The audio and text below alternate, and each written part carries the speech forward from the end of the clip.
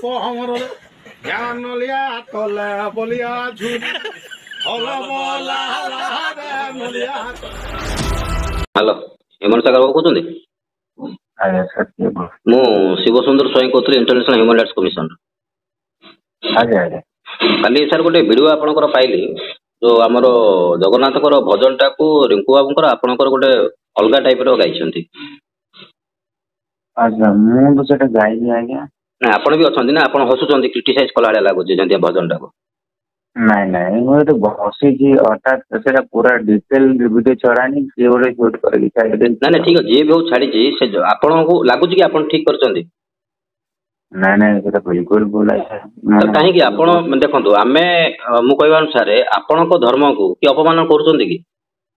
ନାଇଁ ନାଇଁ ହେଲେ ଆପଣ ହିନ୍ଦୁ ଧର୍ମକୁ ଅପମାନ କରିବାର କାରଣ କଣ?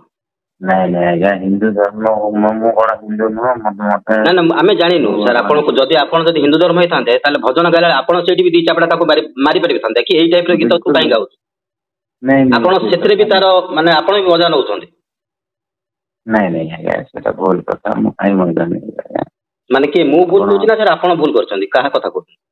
ଭୁଲ ମାନେ ଦେଖନ୍ତୁ ସେଠି ମୋର କିଛି ମାନେ କାମ ହିଁ ନାହିଁ। ସାର୍ ଆପଣ ପାଳି ଧରିଛନ୍ତି ସେ ଗୀତରେ, ସେ ଗୀତ ଯୋଉ ଗାଇଲା ବେଳକୁ ଅଧାରୁ ଆପଣ ପାଳି ଧରିଛନ୍ତି, ତାପରେ ଆପଣ ହସୁଛନ୍ତି।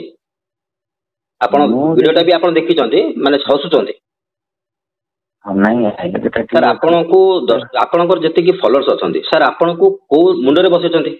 ସାର୍ ଆପଣ ଏଇଭଳିଆ ଯୋଉ କାମ କରିବେ, ଆପଣ ଜାଣିପାରୁଛନ୍ତି ଆପଣଙ୍କର ମାନେ ଆଗକୁ ଆପଣଙ୍କର ଫ୍ୟୁଚର ମାନେ ବ୍ରାଇଟ୍ ହବାର ଅଛି ନା ଡାର୍କ ହବାର ଅଛି? ନାଇଁ ନାଇଁ ବିଲକୁଲ ସେଟା ଆପଣ କୋଉଠୁ କହୁଥିଲେ ଆଜ୍ଞା? ଭୁବନେଶ୍ୱରରୁ କହୁଥିଲେ ଆଜ୍ଞା। ଭୁବନେଶ୍ୱର ମୁଁ ଦେଖା ହେଇପାରିବେ ଟିକେ?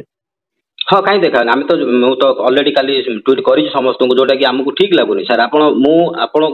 ଆମେ ବି ଗୋଟେ ସାର୍ ଭଲ ଲାଗେ ଗୀତ ଶୁଣିବାକୁ ଆପଣଙ୍କର, କିନ୍ତୁ ତା ଅର୍ଥ ନାହିଁ ସାର୍ ଆପଣ ଯାହା ଗୀତ ଗାଇବେ ଆମେ ତାଙ୍କୁ ପସନ୍ଦ କରୁ ସେଇଟା ମାନେ ନାହିଁ।